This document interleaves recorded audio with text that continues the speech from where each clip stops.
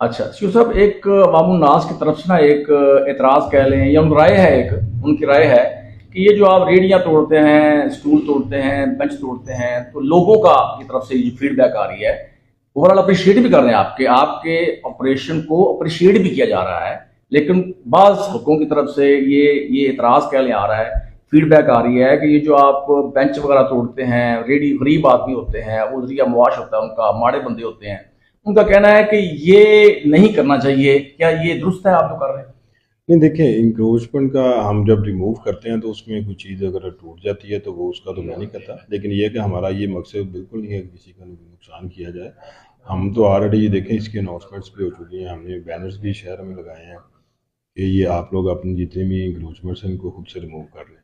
तो अगर बल्दिया रिमूव करती है तो उसमें चीज़ें अगर किसी की टूट जाती है तो वो ज़ाहिर बात है वो ड्यूरिंग वर्किंग जो है ना ऐसी चीज़ें हो जाती हैं। अदरवाइज कोई मकसद ये नहीं है कि कोई नुकसान पहुँचाना किसी को।